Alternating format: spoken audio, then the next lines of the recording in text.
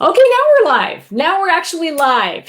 And I can confirm we are in fact live. Now, I'm going to check it. If you see me looking down, everybody, I am looking at my phone because I'm noticing that a lot of times in StreamYard, your comments and your questions don't always pull through. And sometimes there's a lag. So if you see me looking down, I'm not bored. I'm actually checking to make sure we did not miss any of those comments. So we're a little late. That's probably my fault. Technical glitches. So happy to have you. Welcome to Lead and Laugh. I'm Kathy Klotz-Guest, and I am the author of Stop Boring Me, and my business is Keeping It Human, as you know. And I'm excited to talk to our guest today. It's Peter McGraw, and he is the author of Shtick to Business. Yes. And I have to say, so I've met Peter and seen Peter speak several times. We've both spoken on the same stage, and Peter, I got to tell you, I'm missing the sweater vests. What's up with that? Yeah, well, I'm in a sweater. I'm decidedly non-professional right now. I am taking a sabbatical from my sabbatical, and I am out in the Joshua Tree desert. And I made this decision spur of the moment. The sweater vest is retired, so I didn't have any. But when I was packing for this trip, I did not bring any professional clothing. So you are seeing me in near pajamas. Well, and I always laugh at that because professional, what is professional? I think we're in such business casual days, and this is the era of business casual. And plus now that, everyone's working from home, right? I mean, really, what is professional? I mean, everyone's on Zoom and you don't even know if they're wearing pants. So I think we've redefined what professional is. So I think you are fine. So I'm just checking our feed here just to make sure I don't miss people. So how are you, Peter, before we jump into the book, how are you doing with this COVID kind of work from home stuff? How is it redefining how you manage your writing in your day? Yeah. So I have to say that I feel pretty lucky given my situation. So I was already on sabbatical when this all went down, and I was living in Los Angeles in I call it my box in the sky, in a 1-bedroom apartment in Hollywood, and had a pretty nice setup between cafes, coffee shops, co-working spaces to read and write. I have a daily writing practice in the morning. And then when all those places started to get shut down, including all the amenities in my building, I just decided that I was going to take off. I have to say that the desert living thus far, I'm not quite a month in, is agreeing with me. So I'd say I have not set an alarm, which is nice. I figured out that my natural waking time is sometime around 7 a.m., 7:15 a.m. And so I'm still getting up and writing. It's interesting because I was just talking about this to a friend. I don't have, I don't know about you, but I always seem to have a sort of number one writing project. Yeah. Something that I'm feeling like I'm moving forward on, and something I'm kind of excited about and that I want to sort of work on first thing. I'm doing a variety of things post Shtick to Business. One of those was I actually just sent a shitty first draft of my one-pager to some people to talk about for a new book project. So that actually just got sent right before I logged on to speak to you. And I'm working on a massive open online course based on Shtick to Business. So I'm working on the course outline for that. So nice. No, I usually come after shitty first drafts. That's usually that is a line I'm hearing. That clash of context is one I'm very familiar with. It's cool. Yes. Yeah. Well, no, that's so cool. Are you doing it? So you're doing it what they call a MOOC. The massively online course. Is that something that's going to be like global and all that? Yeah. Nice. Yeah. So so my home university, the University of Colorado, has a relationship with Coursera. Oh, nice. And so now, of course, I'm not going to call the MOOC Shtick to Business, in part because shtick is a very sort of North American, very, sort of United States centric quip, and so it'll be something a little more descriptive and boring, like personal and professional lessons from the masters of comedy.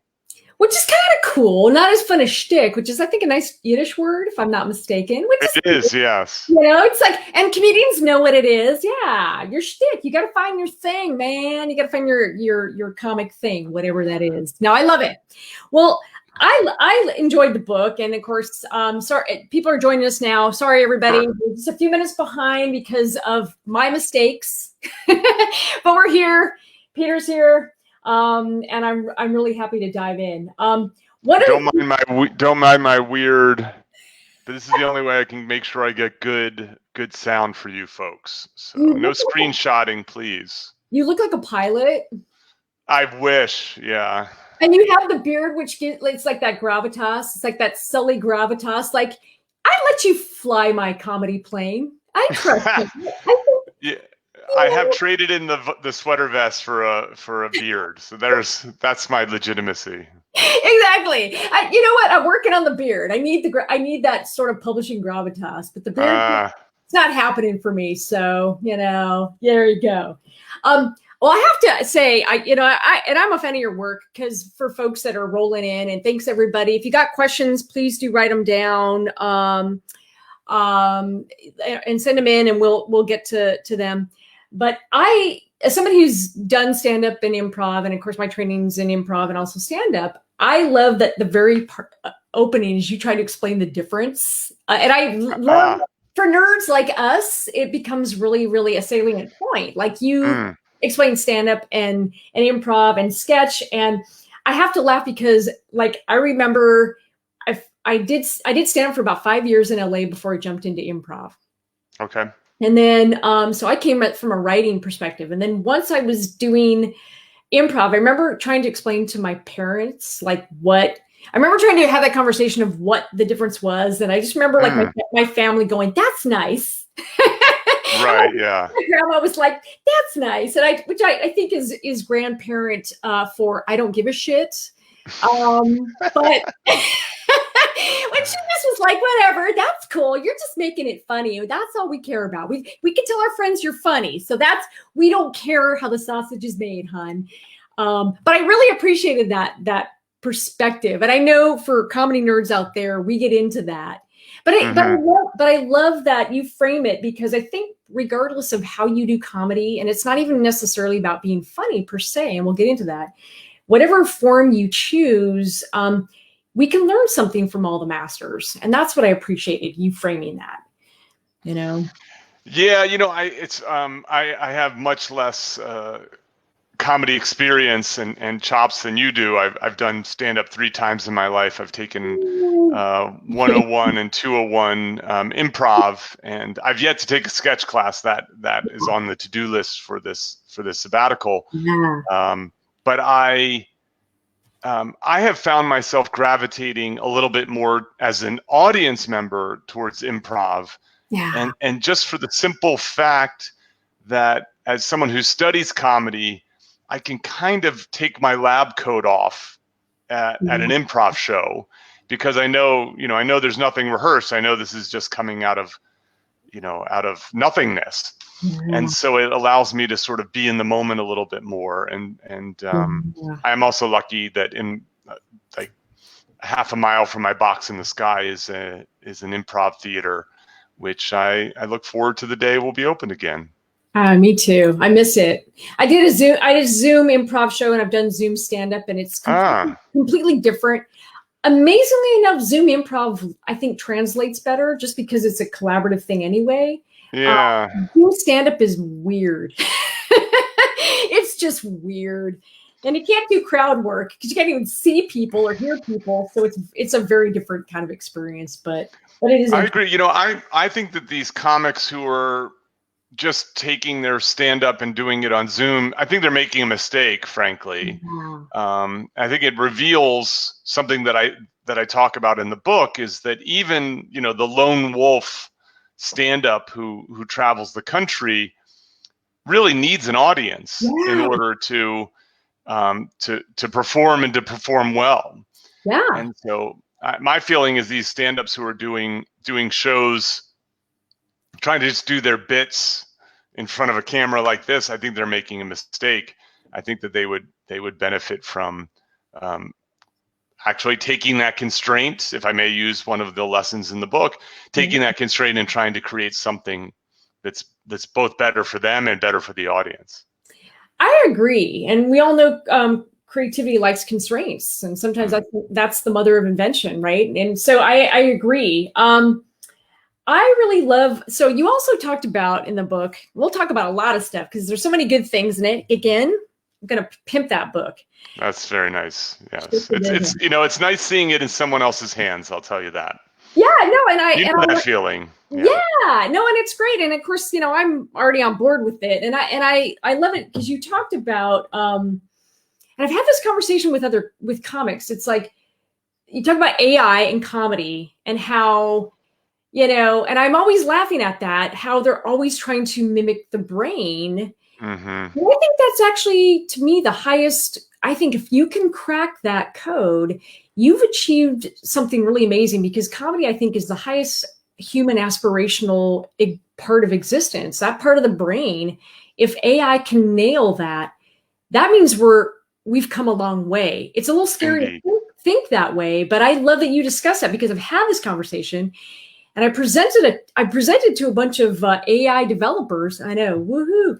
But we talked about that, and I think, of course, there's a whole body of work on "That's What She Said" jokes. We won't even go there, but sure. but I think I love that you talk about it, because I think it's really interesting that why comedy, and I think we know that if they can get there, it makes me go wow. But luckily, what I've seen so far, it's not great. So I think humans are safe. What say you?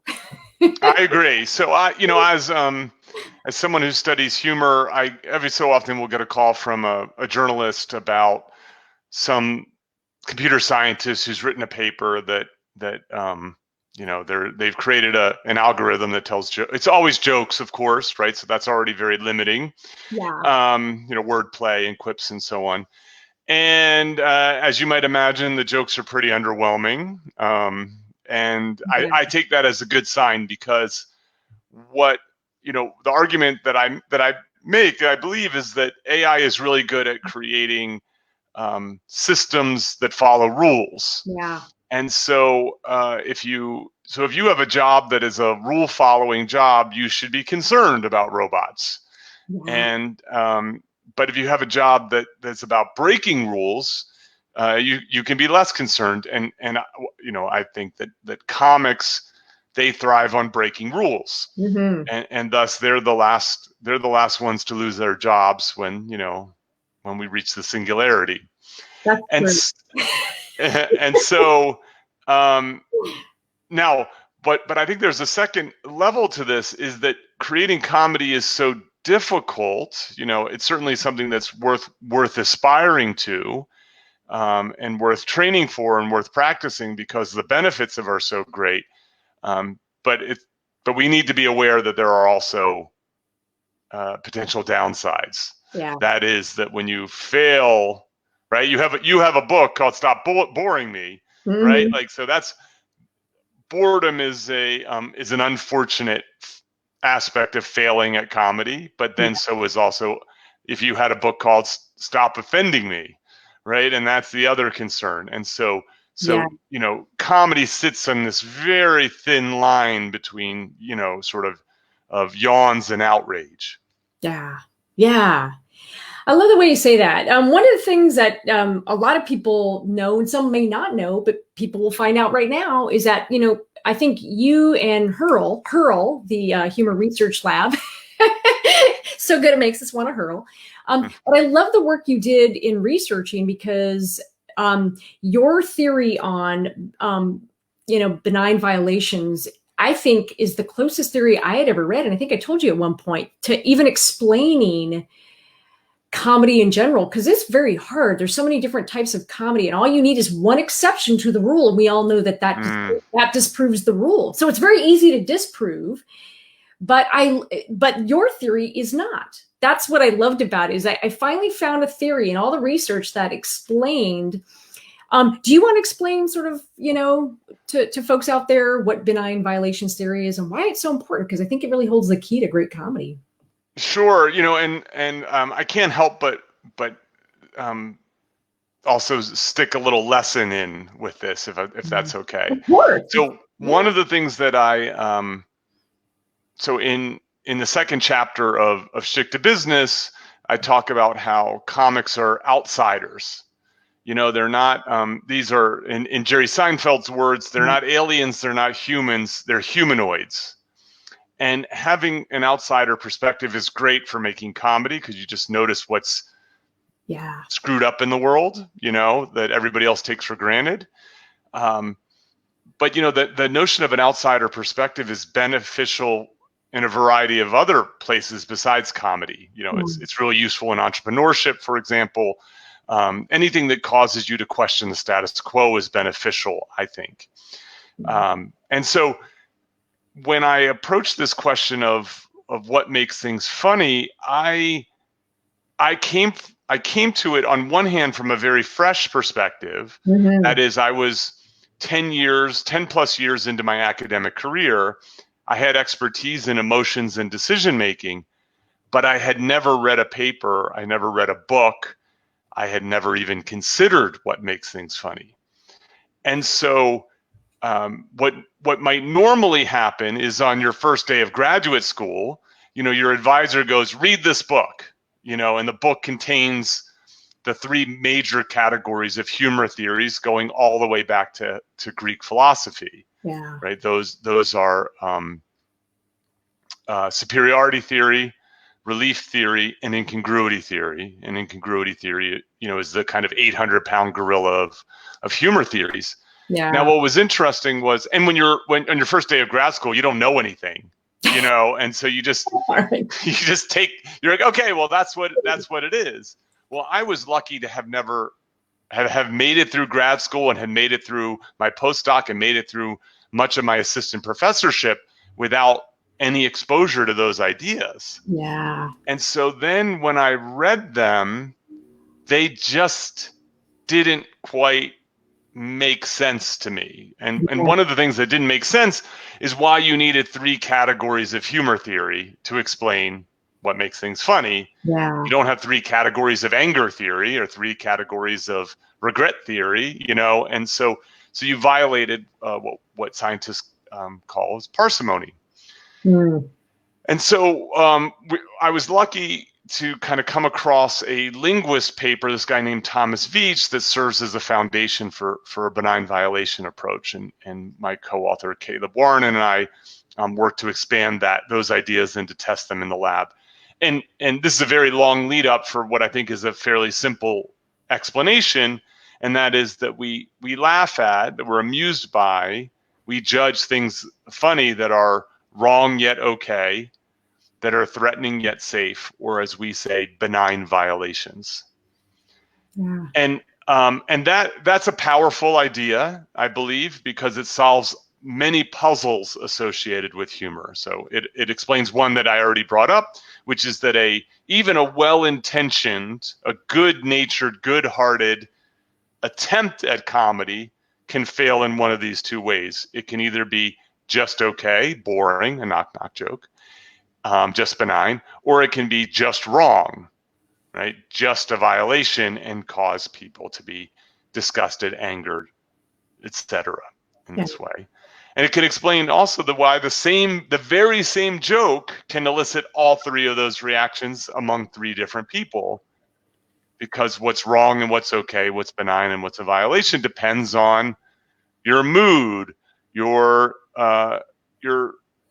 cultural, the culture you belong to, the social norms, how many drinks you've had, and so on and so forth, right? So you can imagine a Corona joke failing because someone's too affected by it, Yeah. someone else who has a very risque sense of humor who thinks, that's not that big a deal. And then yet another person laughing hysterically at it. Yeah. Yeah, no, and it explains so much, and I think it's a great kind of rule of thumb. And I love your perspective on comics.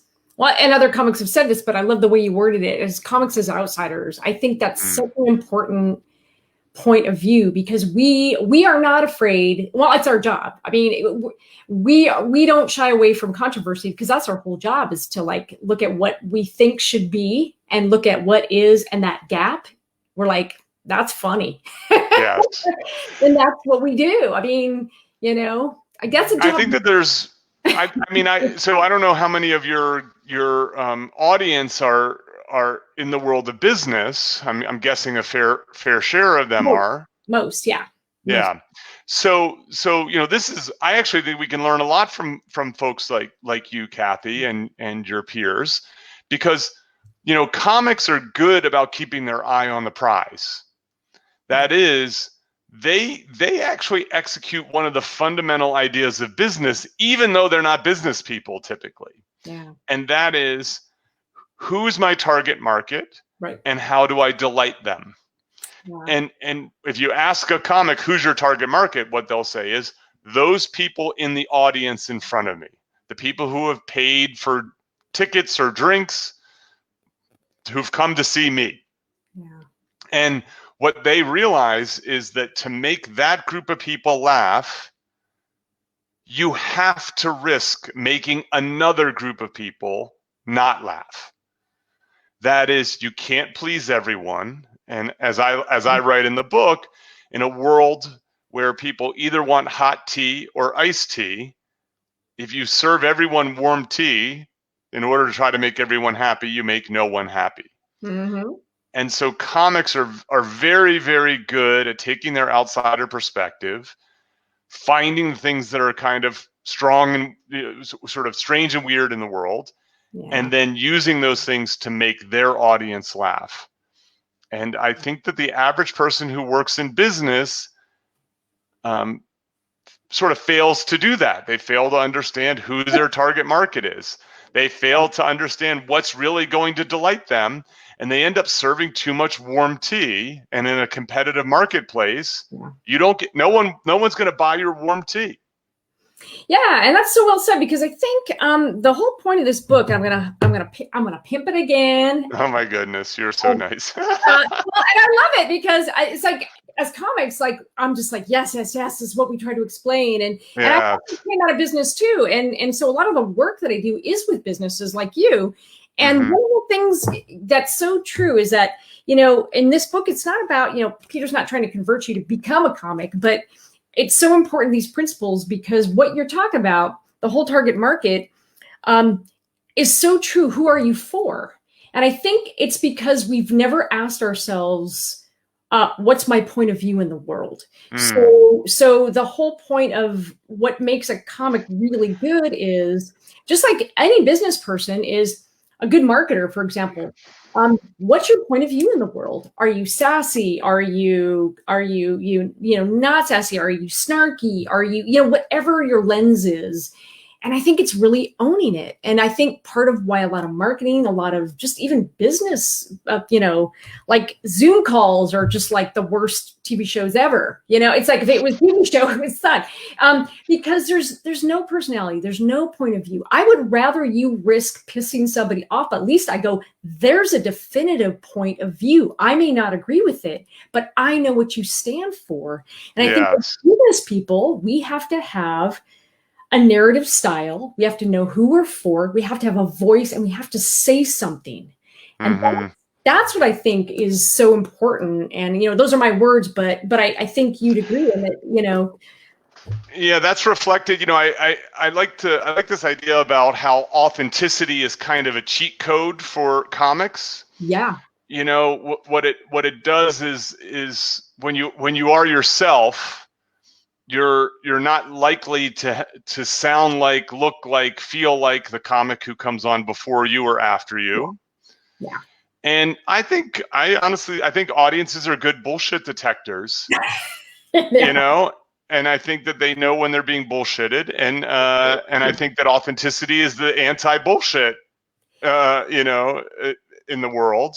Yeah. And I think that people, I think people in the marketplace are also thirsting for that when it comes to their politicians, the people that entertain them, the businesses they are. I mean, I have to tell you, every single mailing list that I'm on for, whether it be Marriott or Delta or whatever it is, the universities I'm associated with, every single email about COVID-19 sounds exactly alike. Right? It does. And We're so here for you. No, stop. and so, I had this experience. So Stuart Butterfield, the founder of Slack, who I talk about in the book. I think he's such an interesting guy. He thinks like a comic. Yeah. In many ways. He takes, he basically created Slack from a feature in a video game that he was creating, and he threw the video game out and turned this feature into a multi-billion-dollar company. Yeah. He had this tweet storm where he was talking about when everything was going down with the pandemic. He just said, like, we didn't know what to do. We were overwhelmed. He essentially just lays bare all the uncertainties he had, all the chaos that was behind the scenes, and so on. And is that, like, at first blush you go, well, that should be terrifying to stockholders. That should be bad, thing. And yet, the marketplace reacted favorably to him doing that, because you just go, this is someone demonstrating real leadership in a time where, if he was like, oh yeah, we had this totally under control, we knew exactly what to do, we had planned for this and everything, people would go, you're a liar. Yeah. Like, I don't believe you. So that level of authenticity, I think, is useful, is valuable, because what it ends up doing is, of course, when it says, now I know this is the best direction for us, people will believe that that is the best direction for you, because you've demonstrated your authenticity, your flexibility. You've shown that you have improvisational capabilities, and so on. Yeah. So true. And I think, as we're talking about, anybody can do that. And I think that's such an invaluable skill, regardless of where in business you are, for any type of leader or, team leader, or just your own career. I can't tell you how many times I'll ask people what they do, and they really don't have the clear narrative of what they do for a living. And it can be that simple where, you don't have to please everybody, and you don't have to use buzzwords. Please don't use buzzwords. If you use jargon, I can't figure out what you do. But if you could tell a story that's entertaining, like, that's half the battle. And I think thinking like a comic in that regard, I think could help people go a long way to really raising their communications game. I agree. I share your perspective. I think the more buzzwords someone uses, the less I believe they know what they're talking about. Yeah. That good managers, good leaders, people who are good at their jobs are able to clearly articulate what they do, what is the value they provide, how they do their job, and they don't need to hide behind those buzzwords. Like, you ask a comic, what do you do for a living? You're like, I make comedy. Right? Like, it's pretty straightforward. Exactly. I'm not boring. So we know we've talked about a bunch of stuff, and comics do that. We smash the status quo. We're outsiders who poke fun at the rules and really upend the rules. I mean, and if I may, this idea of rules. So if you want to get ahead in business, right? If you want to actually solve a problem in a creative way, if you want to start a new company, which, by the way, I think the pandemic has shown you the value of improvisation, right? So there was, all the normal standard operating procedures have gone out the window. I came across this really wonderful thread on Twitter about a surgeon who was saying, yes, it's terrible. You know what I mean? Like, you know, it's, of course it's terrible with people, you know, who are suffering and trying to save lives and so on. However, one of the wonderful things that has come out of this is the improvisation that's happening in hospitals. Yeah. That the normal hierarchical structure has been depleted. Yeah. That you know, a nurse may come up with a new protocol that works, and the next thing is she's basically the head of the department now because she's executing this. You know, that these surgeons, that these nurses, these doctors are getting to be problem solvers in a way that is exciting and that is actually really helping their patients. Yeah. And so, but I think the issue is this: is if you take a look at a marketplace and you go, what are the rules of that market? What are the unwritten rules? How is it that you do business in this particular market? And you go, okay, well, I'm just going to follow those. You're not going to get very far. No. Right? Because what creativity is, so creativity is a foundation to innovation. Creativity is about creating an appropriate, original solution to a problem. Yeah. That is, you solve a problem, of course, and you do it in a way no one else is doing that. And then innovation is the execution of that idea. Yeah. Yeah. And rule following doesn't get you there.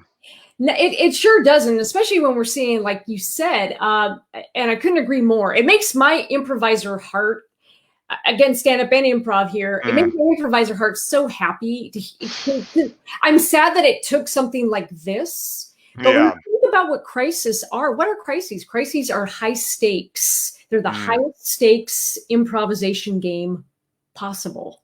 And you're right, because I just read an article yesterday where these doctors, one doctor was having some level of success with non-invasive techniques like that he was using for sleep apnea patients. And he said, we have a workaround for the people who have mild breathing difficulty. It's not going to solve the ventilator issue, but we have categories, and we've improvised this workaround. So what he did is he set about setting up a blog, getting out to the world so that other doctors at other hospitals could then go, oh, that guy came up with a workaround. So the ability to rapid prototype, to improvise, and then like agile, get it out there, has been incredible. And so the spirit of improvisation, you know, the whole yes anding and rapid kind of generation of just going with whatever's in front of you, I think that spirit is alive and well. It has to be. The rules are. I agree. Yeah, and so you know, one of the things that I like, so I love the principles of improv because I think they're clearly translatable beyond making comedy. Yes. And and if I may, I'll highlight you know a couple beyond yes and. So I mean, of course, I think yes and is a great way to kind of approach life. You know. I really like this idea. So Del Close, who's one of the kind of founding fathers of improv, has a saying is, we are all supporting actors. Yeah. And, you know, so the improv theater down the street from my box in the sky is Upright Citizens Brigade, or UCB, which I think some people may have heard of. Yeah. There's a Saturday night show that I go to regularly. Is that the Matt Besser one? Is that the Matt Besser one? It's not. It's called Sentimental Lady, and so they're one of the house teams. They're one of the old school house teams there. Gotcha. And it's fun because, you know, if you go once to see an improv show, you know, there's often one improviser who just stands head and shoulders above everyone else. Yeah. And you're just like, wow, that person is so funny. I can't believe, you know, that, like, you know, she's got to hang out with the rest of those clowns. You know, she's got to drag them through every single time. Yeah. But if you go week in and week out, that star of the show changes. Yep. Agreed. Yeah. And so why does the star of the show change? Well, because everybody on that stage shares the same perspective, which is, I'm a supporting actor. My job is to make everyone else on the stage a star. Yeah. And if everyone on the stage has that same perspective, invariably, someone will emerge as the star. Yes. And I see, you're seeing that, I think, with this doctor, for example, he's not interested in being the star. He's interested in supporting everyone else. Yeah. And so now someone else can take that technique and then maybe improve on it, which is exactly what will happen in a show, where someone will have a funny idea and then someone else will take, we'll bring it back into a scene and improve on it, and so on. Another thing that I really like, and this is very difficult to do, it's part of the reason why I started my own podcast, is the value of listening. Mm-hmm. That we always are so interested in, and when it comes to improv, like, you want to jump in, you want to be the funny one, you want to say your line, and the problem is, of course, improv is so difficult because on one hand, you're thinking about the scene and your line and what you're going to do, but then someone else is talking over here, and you have to be thinking and listening, because the next thing you know, that person has you on a rocket ship, and you're about to talk about being at Walmart. And so, I think that the best leaders are, yes, of course, they're decisive when it comes to making some decision, but the good ones listen before they decide, rather than decide and then try to listen. The order of those two things matter a lot. Yeah. Well said. No, absolutely. I mean, it's funny, because when I started improv, I've been doing improv for, 20 years. Wow. I thought I knew how to listen because I came from stand-up. No. I'm here to tell y'all, no. And it took me, I think, 2 years, because it came from writing. And it took me 2 years to get the sketch and the stand-up person, the writer, out of my head and be in the moment, and to hear the offer, that what we call the offer, to hear it and go, that's where we're at right now. The thread has moved on. That's where I need to be. Mm-hmm. And it is such a hard thing to do. So I have such an appreciation. And I love that you bring that up, because improvisation is translatable, and we're not necessarily talking about, being funny. This is not about being funny. It's the principles of how we create that magic on a stage that Peter and I are talking about for folks that are joining us, and why I'm so passionate about this. And I know Peter is too, because it is, to me, the highest level of business. It's the highest level of bringing your team up with you. And that's what it is, man. It's the ensemble cast. It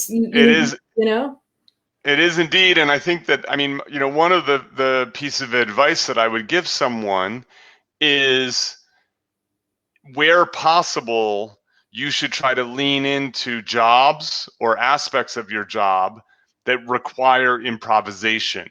Yes. And the reason for that is, again, it's going to make you that much more valuable to your organization. Wow. And then, of course, I'll say this: like, I think that if your organization doesn't value that, that's an indicator of an organization that is, that is going to be weak when chaos strikes. So I think that the idea of, comics thrive during uncertainty. They thrive during chaos because they have this particular set of skills that allow them to turn tragedy into comedy.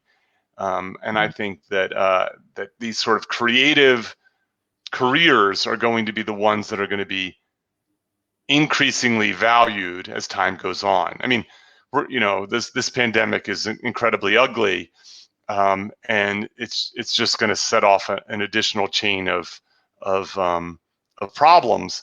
Yeah. But that AI revolution is going to happen, and so if you're a young person, it's impossible to ignore. I think you're right, and I definitely think that if you are in a job where they are not appreciating any improvisational skills in general, then I would question the ability for you to make a difference with your own creativity in that job. Not to, and that's just kind of where things are, because I think we're seeing we've never seen the need for, we've always needed improvisational skills, but I don't think we've seen it rise to this kind of level. And so I know certainly the conversations my improviser friends and I are having I feel like we're trained for this. Like nobody wants this to be the test. This was not the litmus test anybody wanted. But yes. I think there's something to be said for really growing those skills, as Peter is saying. Grow those skills. Those are really, really important. Can I also put a sort of counter to this? Sure. So I mean I love this idea of so the chapter that we're sort of talking about is called Collaborate to Innovate. You know, and the idea essentially is you know, a lone person can come up with a creative idea, but if you want to execute it, you need others, right? You know, so in the case of the doctor that you were talking about, yes, you know, so the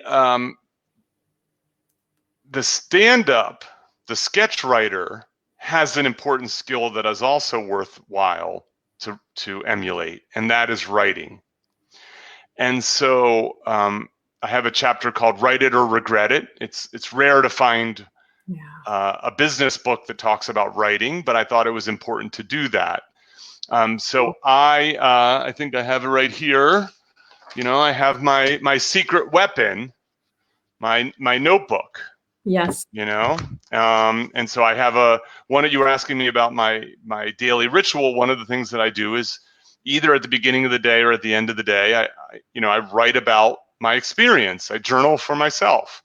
Yeah. And I do that for two reasons. One is I'm keeping a record of my thoughts, my feelings, and my actions that I can revisit at some time. And I encourage people, if you're not journaling right now, you should start journaling, because you're going to want to be able to look back at this time and see what was happening again, and to experience it again and see, what was I right about? What was I wrong about? Was I overly pessimistic? Was I overly optimistic?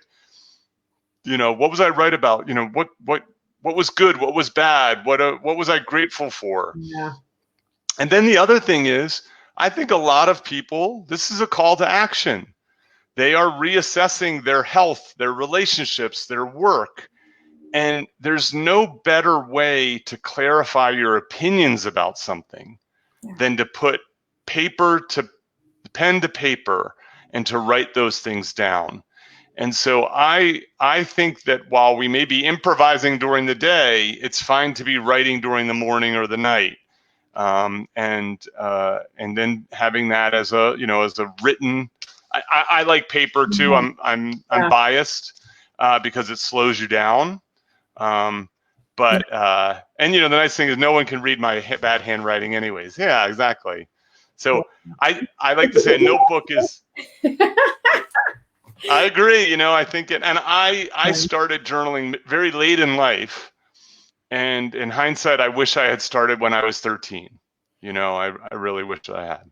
I think that's some wise advice. And I actually, because you have a part in the book, you talk about Janine Garofalo and write it down. And I love that part. And it is a great part of the book, because I think it's not counter. I think it's actually very consistent. I mean, I think, you know, even improvisers will write ideas down, and then maybe it's a sketch, but we'll improvise the sketch and rewrite it as we go. So they go together. They're all multi-threaded. And I think, I feel like nothing goes to waste. And you're so right, though, because I think having a journal of your feelings, even if it's like you're not using it for, you know, humorous purposes, it really does make a difference in clarifying sort of what you want as a business person. I think that's such a big point. I think you're right. And I write every day too. That's my practice. My morning pages. That's great. That's so wonderful. And I like the idea of ritualizing it. Yeah. You know, I think that so I have I call it cappuccino and go. I like it. I either buy or make a cappuccino, and then I sit down. That's my starting point. You know, it's something pleasurable and enjoyable. I mean, we are more creative when we're in a better mood. And so that's I would say this, like, if people take anything away from this conversation, I think it's this idea, this sort of 1-2 punch of like listening to others and the value of that, and then listening to yourself via via your writing? Incredibly, I agree. I think it helps you develop your voice and your shtick and your it's yes anding yourself, which I think I think it's really important to do. I think you have to yes and yourself and yes and other people. So I think that's important. Wonderful. Yeah. The one thing we didn't get to, I'm just going to plant a little seed with everybody, is that I did not know Sarah Blakely. You talk about this. Had a background as a comedian. And I was like, yes. How did I not know this? How did I not know? And I just love that you put that in the book, because I was like, wow. And I bet those lessons for her are still, played a role in her ability to get funded, to advocate, to all the things she's been able to do in her amazing career.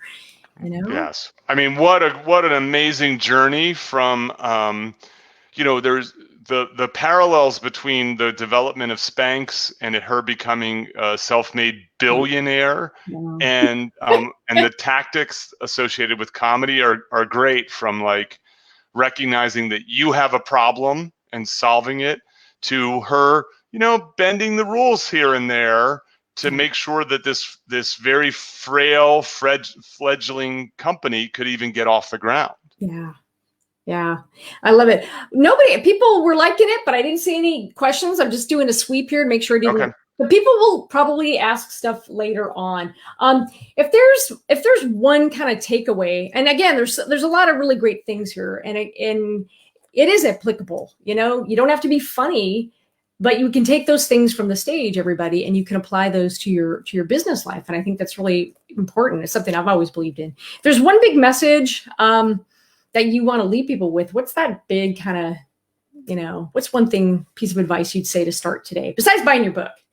And mine. Yeah, I mean, I think the one is, you can't be afraid of failure. That risk and reward go hand in hand, but you want to be on the lookout for and want to embrace a particular form of failure. So if you think about a joke, right? So for a comic is willing to risk failing with a joke, because but what they do is they never fail during a stand-up special, right? What they do is they fail during open mics, they fail at drop-ins at clubs and so on. And the idea is that you fail in a joke and it's this amount of failure, right? Like, people don't laugh at the joke, you move on to the next one. But you note, okay, that joke didn't work.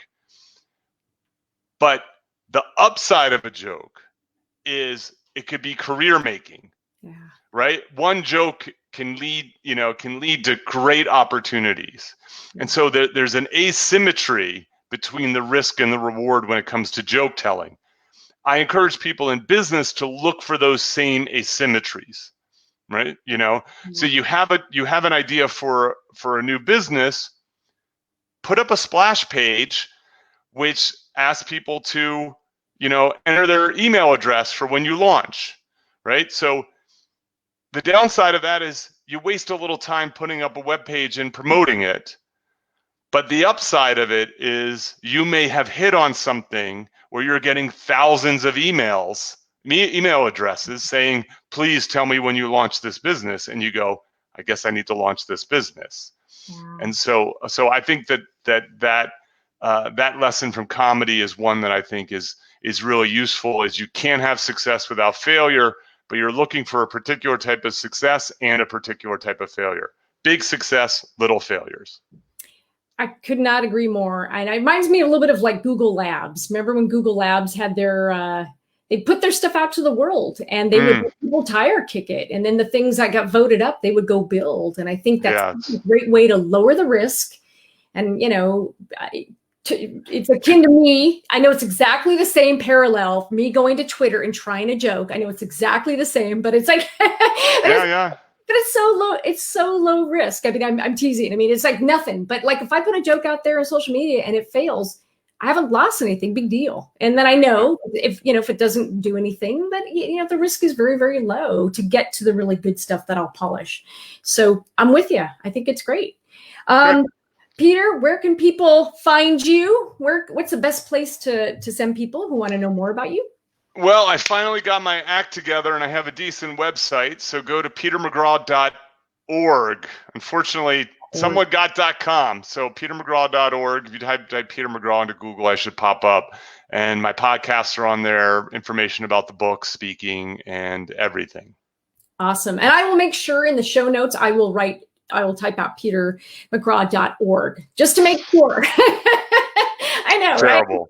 Right? But you know what? It happens. It's hard to find anything that hasn't been, squatted on or taken nowadays. So indeed. And I'm Kathy Klotz-Guest, and you can find me at keepingithuman.com. I'm on all the socials, and please follow Peter as well at Peter McGraw. One more time. It's there you go. See, it's the glossy. Make sure people can see it. Peter McGraw, stick to business. You're very kind. Oh my gosh, no, thank you. What a pleasure. Thanks everybody for coming along, and sorry about the delay. That was a my bad, not Peter's. That was a my bad. But we'll get this up on YouTube, and I hope everybody gets a chance to ask questions. Thanks so much, Peter. Cheers. Thanks so much. This is great. Oh, you bet. Take care. Bye-bye.